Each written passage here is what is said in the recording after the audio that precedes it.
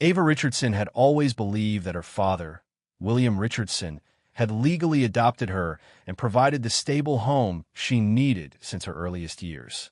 Growing up in the grand Richardson mansion, the warm golden sunlight streaming through the windows onto polished hardwood floors and the promise of leisurely Saturday mornings formed the backdrop of her innocent life. One seemingly ordinary morning, while exploring the attic out of youthful curiosity, Ava discovered an old photograph hidden away among dusty boxes and forgotten memories. A photograph that would change everything and expose the dark, sinister truth her father had been hiding for years. In the spacious living room below, 14-year-old Ava lay sprawled on the couch with her long, dark braids adorned with colorful clips, completely absorbed in her phone. From her position, she could easily see William sitting at a wrought iron table by the pool, sipping his coffee while intently watching the morning news on his tablet. Dressed casually in a light blue button-up with his sleeves rolled up to his elbows and a collection of car keys clutched in his hand, he exuded the picture of weekend tranquility. Suddenly, a gentle voice called out, "Miss Ava, would you mind moving your feet? I need to clean under there," belonging to Jessica Coleman, the kind-hearted maid who had been with the Richardson family for nearly 11 years. Ava, snapping out of her social media trance, quickly tucked her legs up and apologized. "Sorry, Jessica, I didn't even notice you there." Jessica, with a warm smile that had been her hallmark since she came to America in her early 20s with nothing but determination and a willingness to work hard, continued her cleaning as she vacuumed the spot Ava had vacated. That day, as always, Jessica not only tended to the house, but also engaged in Ava's life, asking, "Did Carmen text you about the science project yet?" with genuine interest. Ava replied that Carmen wanted to meet the next day to work on the project and launched into a detailed explanation of the parameters, her words mingling with Jessica's attentive nods and thoughtful questions. For Ava, Jessica was more than a live-in maid. She was a confidant, a steady presence in a house that had never known a mother's touch, as she had always been told. After Jessica finished cleaning the lower floor, she announced that her work there was done and that she needed to head upstairs. Ava, who was growing restless and curious, immediately jumped up to accompany her. Together they ascended the grand staircase as Ava chattered about school drama and everyday events. Through an upstairs window, William noticed their progress and called out, "Jessica, could you please clean the attic today? It's been a while since it was given a proper dusting." To which Jessica replied with respectful assurance, "Yes, sir." William then turned his gaze to Ava and, in a tone that was both caring and commanding, said, "Ava, honey, don't disturb Jessica while she cleans the attic. Why don't you come swim with me instead?" Ava's brow furrowed in protest. "Why can't I go to the attic with her? You never let me go up there." William replied lightly, "There's nothing up there but dust and cobwebs. It's not a place for kids." "But I'm not a kid anymore, Dad. I'm 14. Ava insisted, her voice laced with determination. William's smile did not quite reach his eyes as he remarked, "The pool is much nicer than a musty old attic. Trust me." With an exasperated roll of her eyes, Ava finally agreed. "Fine, I'll just text Carmen from my room," though her curiosity burned within her as the words left her lips. William relaxed slightly at her acquiescence, his gaze softening as he exchanged a meaningful look with Jessica. In all these years, Jessica had never questioned why William strictly forbade Ava from entering the attic, as he always claimed it was simply a health concern due to the old house's potential allergens and hazards. Later, as Jessica detoured to retrieve the attic key from the garage and headed toward the pull-down staircase at the end of the hallway, Ava's burning curiosity would not be contained. Although she was told to remain in her room, Ava quietly followed behind Jessica. When Ava cautiously peeked through the attic door, she found Jessica already inside, setting down her cleaning supplies. Startled by Ava's unexpected presence, Jessica admonished, "Miss Ava, you shouldn't have lied to your father. You know he doesn't want you up here." Ava pressed a finger to her lips and pleaded, "Please, Jessica, I won't make any noise and I won't tell Dad. I just want to see what is so special about this place that I've been forbidden from ever seeing." Torn by the dilemma, Jessica shook her head. We'll both be in trouble if your father finds out. You know how serious he is about the attic. Glancing around at the filthy space filled with dust-covered surfaces, cobwebs stretched between abandoned furniture, and stacks of old boxes that created a chaotic maze, Ava reasoned. It would take hours for you to clean all this by yourself. I'll help you, and we'll finish before Dad even realizes. Jessica sighed deeply before finally conceding. All right, 10 minutes, then you go straight back to your room. Ava eagerly agreed to the deal. As they began cleaning, Ava found herself irresistibly drawn to the remnants stored in the attic. An old wooden crib, boxes of tiny clothes and long-forgotten toys, and a bassinet wrapped under a protective sheet. Why would Dad keep all this baby stuff? She wondered aloud, while Jessica simply shrugged and focused on dusting the high beams. A colorful box caught Ava's eye, and as she knelt to inspect it, she discovered children's books with faded covers that still retained a charming quality.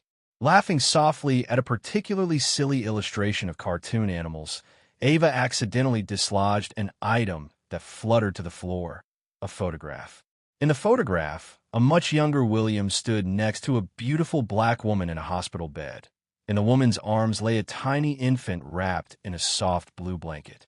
Ava's breath caught in her throat as she recalled that she had always been told that her birth mother had died during childbirth and that William had legally adopted her thereafter. But as she compared the baby in the photograph to the baby pictures she'd seen of herself and to the features of the woman in the picture, the same deep brown eyes, high cheekbones, and warm smile, Ava's confusion deepened. "Hush, Jessica," she whispered, barely audible. "Who is this woman?" As soon as Jessica turned her head to look, they were interrupted by the sound of the pool sliding door opening. Panic flashed across Jessica's face, and she urgently urged, "Go quickly. Your father is coming inside." In a rush, Ava scrambled down from the attic, clutching the photograph tightly, and barely made it to her bedroom before hearing her father's voice calling from upstairs. "Ava, are you still up there? I was thinking we could go out somewhere this weekend if you'd like." Her heart thudded in her chest as she quickly hid the photograph behind her back. Moments later, William appeared in her doorway, his smile faltering as he took in her disheveled appearance. "What are you up to?" he asked, his tone light, yet his eyes alert. "Nothing, Dad. I was just texting Carmen," Ava replied hastily. But as William's gaze drifted to her hidden hands, he inquired, "What's that you're hiding?" "Nothing, Dad. I'm not hiding anything," she lied, though her quavering voice betrayed her. William strode across the room, demanding, "Ava, what is behind your back?" Realizing she could no longer maintain the charade, Ava reluctantly revealed the photograph. "I found this," she confessed. William's face drained of color as he snatched the photograph away. For a long moment, he seemed lost for words before his expression hardened. "Jessica," he bellowed, "come down here immediately." Moments later, with hurried footsteps, Jessica descended the attic.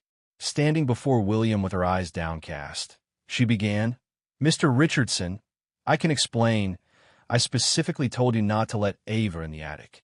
William interrupted coolly. "I trusted you with one simple task, and you deliberately disobeyed me. You're fired, Jessica. Pack your things and leave today." Ava gasped. "Dad, no. You can't fire Jessica. It wasn't her fault."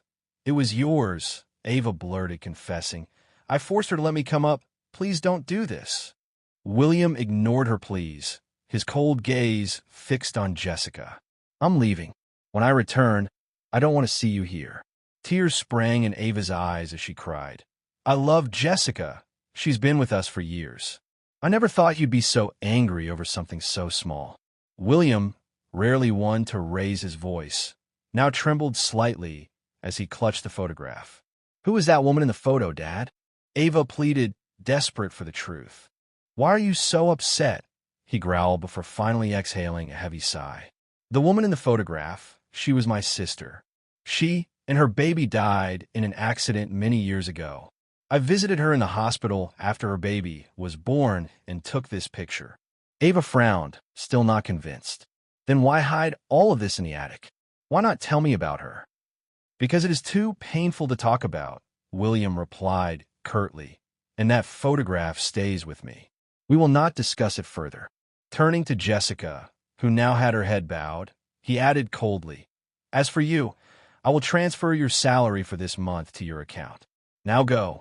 Before Jessica could leave, she spoke hesitantly. "Sir, my gold. I still have some of my gold with you." Ava watched, confused, as she recalled how Jessica had once sought William's advice on safely investing her savings and had trusted him with a few gold coins and bars kept in his personal safe. "I'll get it for you before you leave," William said dismissively as he ordered, "Please, go pack your things." Jessica gathered her cleaning supplies and left with heavy shoulders, while Ava stood silently in the hallway, tears streaming down her face. In that moment, the man she had always thought of as gentle and fair had fired the only maternal figure in her life over what seemed like a simple act of disobedience. Yet, in the depths of her heart, a small voice whispered that his explanation about the photograph did not quite add up. As William returned to his room, Ava caught a glimpse of him, still holding the photograph, a chill running down her spine as she wondered what other secrets were hidden in the dusty corners of the attic. Unable to contain her need for answers, she followed him to his bedroom, where he methodically moved aside a large painting of the Mediterranean coast to reveal a sleek digital safe embedded in the wall. Ava watched as he entered a secret code, a sequence of numbers that her inquisitive eyes managed to capture even as his fingers moved swiftly across the keypad. The safe opened with a soft click. William reached inside, removing a small velvet pouch before carefully closing the safe again and allowing the painting to swing back into place. He then retrieved his wallet, phone, and keys from a desk drawer. "Dad," Ava tried again in a small, pleading voice, "please don't fire Jessica. She's the only one I have to talk to when you're not around. I love her." William's expression softened for a moment, yet his resolve remained unchanged as he replied, "That is precisely the problem, Ava. Jessica has worked here for so long that she's become too familiar and too comfortable, disregarding my instructions. This is final, and you must learn that people who make tiny mistakes get thrown away." Ava's anger and grief rose simultaneously as she watched William head downstairs. She followed him and saw him stride toward Jessica's quarters at the back of the house. There, Jessica waited with her suitcase packed, standing stoically beside the door. William handed her the velvet pouch and said, "Your gold. Make sure you keep it safe." Jessica nodded, placing the pouch carefully into her handbag. Despite her red-rimmed eyes and the quiet dignity with which she maintained her composure, Ava rushed forward, throwing her arms around Jessica and whispering, "I'm so sorry. This is all my fault." Jessica gently stroked Ava's braids and reassured her, "It's okay, dear. Your father will find someone else to take care of you, and you will never be alone." But Ava, still distraught, insisted, "I love you, and I'm so sorry for causing you to lose your job." Jessica lovingly cupped Ava's cheek and said, "Be good. Yes, take care of yourself." They embraced one last time before Jessica picked up her suitcase and handbag, and with one dignified nod to William, she walked out the door and, in doing so, out of their lives. William then grabbed his car keys and muttered that he needed to clear his head, commanding, "Stay in the house. Ava, I won't be long." Before Ava could protest further, he was gone, the sound of his luxury car fading down the driveway. Alone in the vast mansion, Ava felt a crushing emptiness descend upon her. She slowly climbed the stairs, intending to cry privately in her bedroom, but halted when she noticed that the attic door was left ajar. A surge of anger propelled her back upward. Something about that mysterious attic and its secret contents resonated deeply within her. Determined to find answers about the true history of her family, Ava climbed the attic stairs again. The space now felt ominous rather than merely curious. She wandered among boxes and forgotten furniture, wondering why her father would keep all these nursery items if they truly belonged to his deceased sister. Should they not have been with a husband or other family members? As if answering her silent questions, a photo album peeking out from one of the boxes caught her eye. Ava pulled it out and began flipping through its pages, discovering more images of the mysterious woman in the photograph. In some pictures, the woman appeared alone, and in others, she stood beside a younger William. Then, in a family portrait taken at what seemed to be a wedding, Ava's breath caught. She recognized the hospital photo woman now dressed in a beautiful white gown, with William in a tuxedo, his arm around her waist, both beaming with happiness. In that moment, Ava realized with mounting horror that the woman was not, in fact, William's sister at all. She was his wife. The truth began to unravel, and Ava's mind raced with questions about all the lies her father had told. At that very moment, the sound of the front gate opening interrupted her thoughts as her father returned.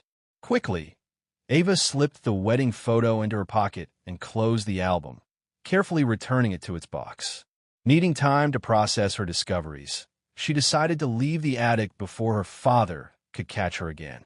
As she reached the bottom of the attic stairs, the sound of a key dropping on the hardwood floor made her heart leap into her throat. Was her father already coming upstairs? Ava crept cautiously toward the hallway, preparing herself for another confrontation. Instead of finding her father, however, she spotted another familiar face, Jessica, now returning slowly toward William's bedroom. "Ava," Jessica called out in a voice mixed with confusion and relief. "You scared me. Why are you back? Did you forget something?" Jessica hesitated, glancing toward the bedroom door. I'm looking for your father. I think he still has some of my gold. He gave me only 25 grams, but there should be another 55 grams. I remember clearly." Ava replied, "He just left after you did. I saw him. I could call him for you if you want." Jessica shook her head quickly. "I already did, but he said I only had 25 grams. I know that's not right." Frowning as she recalled how swiftly her father had dismissed Jessica earlier, Ava added, "Maybe we could wait for him to come back and talk about it?" Jessica's sad smile deepened as she said, "Your father and I both know the gold is kept in his personal safe. Do you perhaps know the code? We could just check if it's really there." Weighing her loyalty to her father against her trust in the woman who had cared for her like a second mother, Ava finally admitted, "I saw him enter the safe earlier. I can open it for you." They walked together to William's bedroom. With careful precision, Ava moved the painting that concealed the safe and entered the memorized code. The safe door swung open to reveal stacks of important-looking documents, some jewelry, expensive watches, and various folders bearing Ava's name, but no gold bars. Jessica sighed in disappointment, though not entirely surprised. Just as Ava was about to close the safe, her eyes caught a manila envelope with an official-looking seal. Curiosity overrode her sense of privacy as she pulled it out. The envelope was stamped Court of Domestic Relations, complete with a case number. Her hands trembled as she opened it and read the first page. A divorce certificate between William Richardson and a woman named Olivia Foster. In striking black and white, Ava's own name appeared next to Olivia's. "Jessica," Ava whispered, voice shaking, "I think I just discovered who my real mother is." Before Jessica could respond, they heard the front gate open again and the sound of a car pulling into the driveway. "Your father's back," Jessica said urgently. "Quick, close the safe." Ava hastily shoved the papers back into the envelope, but clutched it tightly in her hand as she resealed the safe and replaced the painting.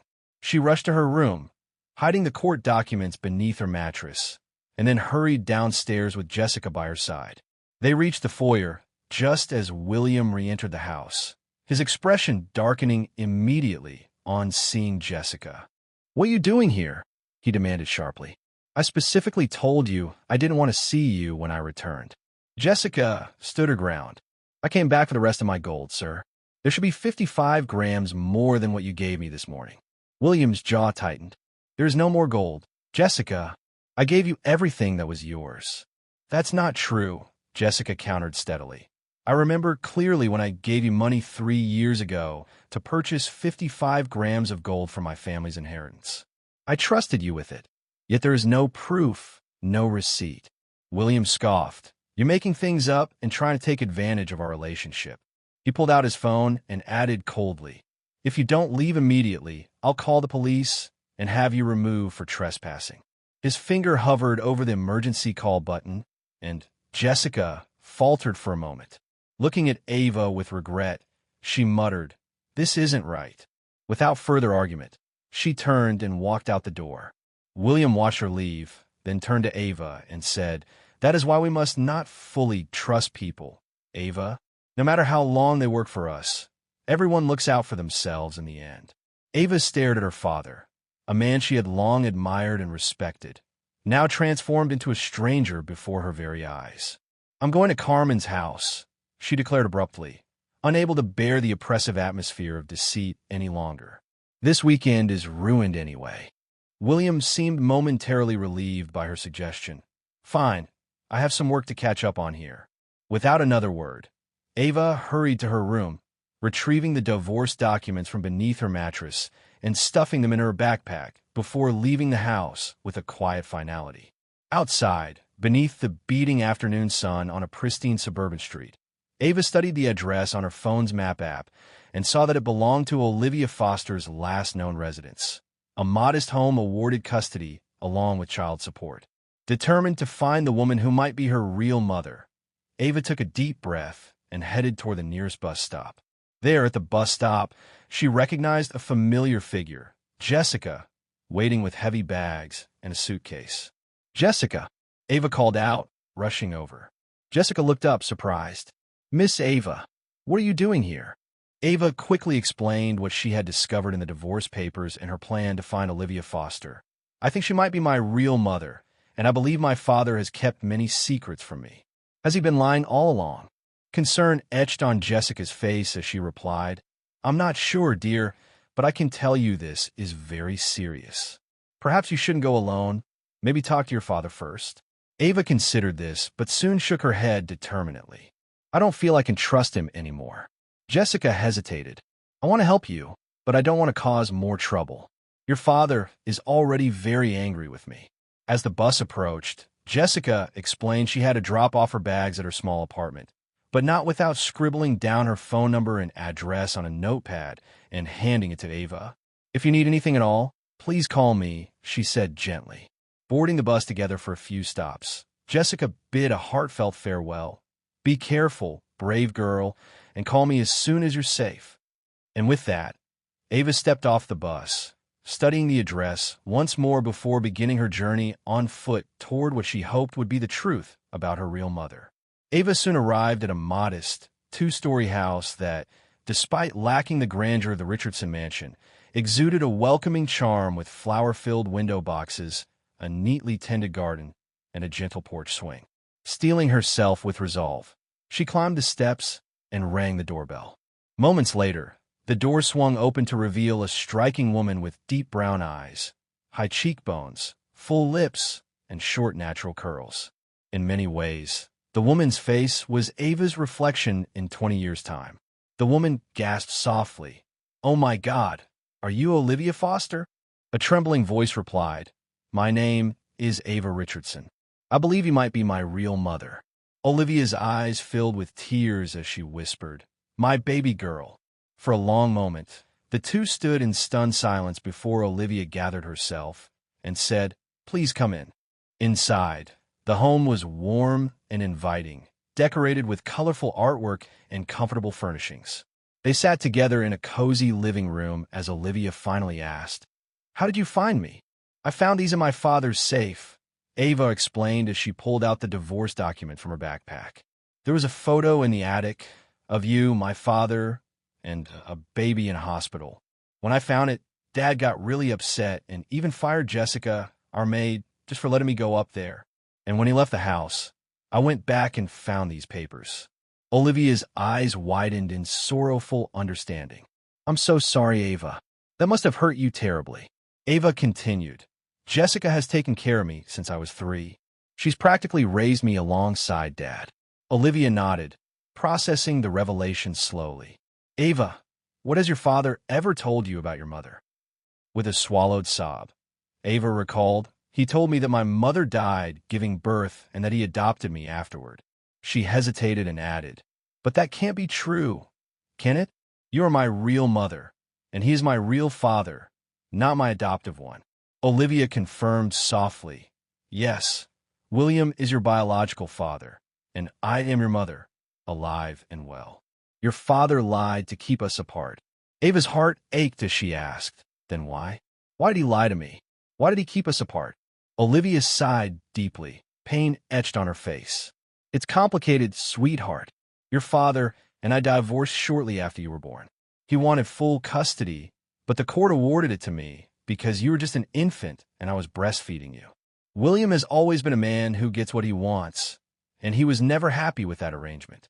He later approached me with an offer, a large sum of money in exchange for you. Ava's eyes widened in disbelief. He bought me? Olivia's voice trembled. Yes, but before I could refuse, he divorced me, and custody was awarded to me along with this house and monthly support. Yet, when you were only about a year old, he took you from me, threatening to kill me if I ever went to the police. Ava's voice broke as she demanded. So that's why you told me he adopted me? Because you didn't really want me? William, who had been waiting nearby and had now re-entered the room with a steely glare, interrupted. Because you never really wanted to ask questions about your mother. My first wife, Celine, was desperate for a child, always whining and crying about not being able to have one. She begged me to adopt, and then I met your mother and decided that if I was going to have a child, it might as well be my own blood, even if it meant using you as my ticket out of that miserable marriage. But your mother, she was worse than Celine, a damn idealist who believed in love and truth above all. When she found out what I did for a living as a financial broker, she flipped. That was when I realized I didn't want to form too deep an attachment. Ava's mind reeled, and she whispered, "But who was the first wife? I've never seen any woman at our house who took care of me until I was 3. William replied coldly, "She was the one who cared for you until you were 3. Then the stock market crashed, and I had debts to pay. She took what little money was left and disappeared, leaving me to raise you alone. That was when I hired Jessica. She's been indispensable." In that moment, the horrifying truth that had been building throughout the day crashed down on Ava. It was all too much to process, the lies, the deception, and now the revelation of her real parentage. "So now," William continued, "I'm offering you both a chance. We could be a family again, a real family. I've recovered financially, and since you're nearly grown, we can forget the past." Ava exchanged a disgusted look with Olivia. The idea of playing happy family with a man who had lied, kidnapped, and threatened them was unthinkable. "We'll never agree to that," Ava stated firmly. "Just let us go, please, Dad." William's face hardened. "Then it's option 2. I'll simplify my life." He suddenly called out, "Jake, come up here." A heavy-set man in a leather jacket, known only as Jake, a man William used for troublesome situations, appeared. His cold eyes swept over the bound women without emotion. "Jake here is very good at making people disappear," William said in a chillingly casual tone. Fear gripped Ava as she pleaded, "No, please don't hurt us. Let me leave with my mom. I won't tell anyone what happened." William shook his head imperiously. "You can continue to be my daughter, carry my name, and inherit my wealth, but I can't trust either of you now. Not even Jessica. The safest option for you is to send you away to a monastery in Nepal. I'm not your prisoner." Ava cried out, "You can't just ship me off to another country." William's eyes remained cold. "Yes, I can. My friend over there will take care of you very well." "So what will it be?" Option 1. We sign some paperwork with non-disclosure agreements and live comfortably as a family. Or option 2. Before they could reply, police sirens pierced the air, growing louder with each passing second. Jake rushed to the attic window and reported gruffly, "Cops, they've got the place surrounded." That maid is with them. At the mere mention of Jessica, a surge of hope ignited in Ava. Perhaps Jessica's unyielding loyalty would prevail after all. William quickly replaced Ava's gag and turned to Jake, instructing coolly, "Watch them. You know what to do." A sinister grin spread across Jake's face as he reached for his phone, while Ava exchanged terrified glances with Olivia. "What do you mean by know what to do?" Ava asked, trembling. William hurried down the attic stairs. locked the door behind him while pocketing the key, and composed himself as best he could despite the chaos unraveling around him. He straightened his shirt collar and ran a hand through his hair, trying to present the pleasant, confident expression that had always served him well in business negotiations. The front doorbell rang cheerfully, a stark contrast to the turmoil inside. Through the frosted glass, William made out several uniformed officers. Taking a deep breath, he opened the door with a practiced smile and asked, "Good afternoon, officers. Is there a problem?" An officer identified himself as Officer Brennan and announced, "Mr. Richardson, we are responding to a complaint filed by Jessica Coleman." William's practiced smile faltered when he saw Jessica standing defiantly behind the officers. "I thought we had resolved our issues earlier today," said Officer Brennan as he consulted his notepad. "Ms. Coleman has filed a formal complaint stating that you, as her former employer, unlawfully withheld her personal property, specifically gold bars she entrusted to you for safekeeping and investment." William scoffed. "That's ridiculous. She has no proof of any such arrangement." Jessica stepped forward with her phone in hand and stated calmly, "I have proof. There are receipts from a bank transfer made to your account 3 years ago, photos of the gold when you first showed it to me, and text messages discussing the investment." Officer Brennan's eyes grew sharper as he continued, "We have a search warrant based on Ms. Coleman's testimony, authorizing us to search the premises for the gold." Realizing his situation was slipping from his control, worse still, that the officers might soon discover Ava and Olivia bound in the attic, William attempted a conciliatory tone. "If this is about your gold, Jessica, I'm happy to return what is rightfully yours. There is no need to involve the police." But the officers had already begun to move past him into the foyer, their eyes scrutinizing the luxurious interior of the mansion. "Where is the gold kept?" prompted Officer Brennan. William's mind raced. The 55 grams of gold that Jessica claimed were missing had long been liquidated years ago when he had used the funds to cover losses from a market dip. "Let me check my storage room," he said, leading the officers to a small room off the main hallway. There, behind what appeared to be an ordinary section of wall, he revealed a concealed, smaller safe. Entering the combination with acutely measured precision while aware of the officer's watchful eyes, the safe clicked open to display various valuable items, mostly expensive jewelry and possessions accumulated over the years, some from his previous wife. William selected several pieces, estimating they would match the value of the missing gold. "Here," he announced, "this should cover the amount you claim is missing." Jessica shook her head, her voice firm. "This is not mine, Mr. Richardson. My gold was a certified bar with my name on it. It's worth more because of its documentation." Frustration surged in William as he reluctantly admitted, "I must have used it for another investment." He offered, "I can give you the cash value plus interest." Before Jessica could respond, a faint sound drifted from above, the muffled, unmistakable cries for help.